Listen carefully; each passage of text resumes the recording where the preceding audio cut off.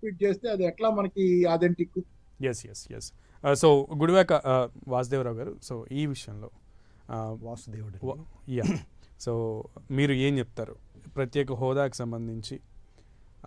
అంటే ఈ ప్రజల నుంచి డిమాండ్ అయితే ఎప్పటి నుంచో ఉన్నటువంటి పరిస్థితి ఉంది, కానీ అఫ్ కోర్స్ ఇవ్వడం కుదరదు అనేది కేంద్రం చేతిలో ఉన్నటువంటి విషయం. ఏమనుకుంటున్నారు ఈ విషయంలో? ముందుగా డిబేట్లో పాల్గొన్న నమస్కారం అండి. సార్, రవికిరణ్ గారు చెప్పినట్టుగా రంగరాజన్ కమిటీ అనేటువంటిది ఒకటి ఫామ్ అయ్యి అసలు ఈ ప్రత్యేక హోదా అనేటువంటిది ఇవ్వాలి అనేటువంటిది ఎందుకు వచ్చింది అంటే, ఏవైతే కొండ ప్రాంతాలు ఉన్నాయో, అభివృద్ధికి దూరంగా ఉన్నాయో, ఆయా ఏరియాల్లో పరిశ్రమల్ని అనేక రకాల అభివృద్ధి, రోడ్స్ లేదంటే ఇన్ఫ్రాస్ట్రక్చర్ అన్ని రకాలుగాను అభివృద్ధి చేసి వాళ్ళను కూడా అభివృద్ధికి దగ్గర చేయాలనేటువంటి ఉద్దేశంతో సెంట్రల్ గవర్నమెంట్ తీసుకున్నటువంటి ఒక నిర్ణయం, ఆ సెంట్రల్ గవర్నమెంట్లో వర్క్ చేసేటువంటి ప్లానింగ్ కమిషన్ తీసుకున్నటువంటి ఒక నిర్ణయం. ఆ నిర్ణయం ప్రకారం 2014 బిఫోర్ కొన్ని స్టేట్స్లో ఇచ్చారు. సో ఆ తర్వాత చాలా స్టేట్స్ వాళ్ళకి ఇచ్చారు కదా ఇన్సెంటివ్స్, మాకు కూడా ఇవ్వాలి అనేటువంటిది చాలా స్టేట్స్ డిమాండ్ చేయటం, వాటిని సాధ్యాసాధ్యాలపై ఆ ప్లానింగ్ కమిషన్ కొన్ని నిర్ణయాలు తీసుకున్నట్టు ఇవ్వకపోవటం అనేటువంటిది జరిగింది. ముఖ్యంగా మన ఆంధ్రప్రదేశ్కి సంబంధించి స్పెషల్ స్టేటస్ అనేటువంటిది ఎంతకు వచ్చిందంటే, ఏదైతే కామన్ స్టేట్గా ఉన్నటువంటి ఆంధ్రప్రదేశ్ని రెండుగా తెలంగాణ మరియు ఆంధ్రప్రదేశ్గా విడగొట్టేటువంటి సమయంలో ఎవరైతే బీజేపీ వాళ్ళు ఉన్నారో, ముఖ్యంగా మిగతా వాళ్ళు ఎక్కువ డిమాండ్ చేసింది కాదు, బీజేపీలో కూడా ముఖ్యంగా చెప్పుకోవాల్సింది వెంకయ్యనాయుడు గారు. అంటే యాక్చువల్గా ఏంటంటే ఆ టైంలో జరిగినటువంటి రాజకీయ మదనం, రాజకీయ నాయకులు, మేధావులు, విశ్లేషకులు అందరూ చేసినటువంటి విషయంలో ఆంధ్ర నుంచి ఎక్కువ పెట్టుబడులు తెలంగాణకు వచ్చినాయి, హైదరాబాద్ డెవలప్ అయింది, హైదరాబాద్ సరౌండింగ్లో ఉన్నటువంటి డిస్ట్రిక్ట్స్ డెవలప్ అయినాయి, ఏపీలో డెవలప్మెంట్ లేదు. సో ఇప్పుడు రెవెన్యూ పరంగా కొన్ని లక్షల కోట్ల రెవెన్యూని ఏపీ నష్టపోతుంది, ఏపీకి న్యాయం ఎలా చేయాలి అనేటువంటి దాని మీద మేధోమదనం జరిగి, ఆ మేధోమదనంలో భాగంగా ఎవరైతే అక్కడ రిప్రజెంటేటివ్స్ ఉన్నారో వాళ్ళందరూ కూడా కూర్చుని వెంకయ్యనాయుడు గారి మీద ఎక్కువ బాధ్యత పెట్టడం వల్ల వెంకయ్యనాయుడు గారు మాత్రమే మన్మోహన్ సింగ్ గారితోనూ, కాంగ్రెస్ నాయకులు ఆంటోనీ గారితోనూ, లేదంటేనేమో ఆ టైంలో పనిచేసినటువంటి కమల్నాథ్ గారు, అందరూ అనేక రకాల రాజకీయ పార్టీల్లో ముఖ్యమైనటువంటి భూమికి వహించినటువంటి బైఫర్కేషన్లో వహించినటువంటి వాళ్ళందరితో చర్చలు జరిపి ఆయన ఆంధ్రప్రదేశ్కి స్పెషల్ స్టేటస్ ఒక 5 years ఇవ్వాలి అనేటువంటిది డిమాండ్ పెట్టారు. డిమాండ్ పెడితే అప్పుడు ఉన్నటువంటి పరిస్థితుల్లో ప్లానింగ్ కమిషన్ అప్పుడే ఆపేసి నీతి ఆయోగ్ అనేటువంటి తీసుకురావాలనేటువంటిది అప్పుడే ప్రపోజల్స్ ఉన్నాయి కాబట్టి పరిస్థితి ఏంటో తెలియదు, రేపొద్దున వచ్చేది మా గవర్నమెంటే వస్తుంది, మేమే ఉంటాం కాబట్టి మేము చేస్తాం అని చెప్పేసి అని మన్మోహన్ సింగ్ గారు ఇన్ రిటర్న్గా కాకుండా జస్ట్ ఓరల్గా చెప్పారు పార్లమెంట్లో.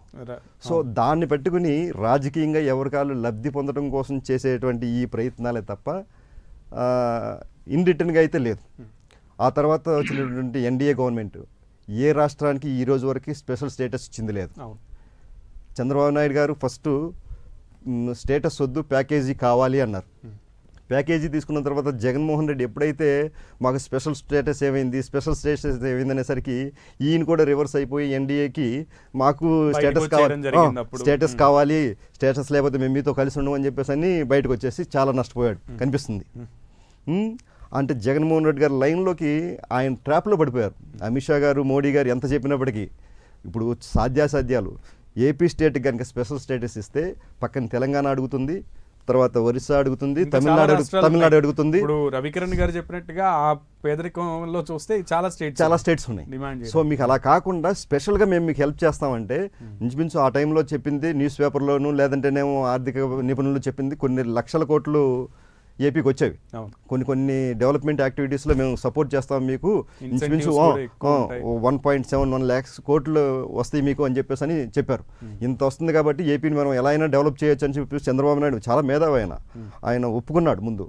ఒప్పుకున్న తర్వాత జగన్ ఎప్పుడైతే స్పెషల్ స్టేటస్ అన్నాడో ఆటోమేటిక్గా ఈయన రివర్స్ అవటం స్టార్ట్ చేశాడు.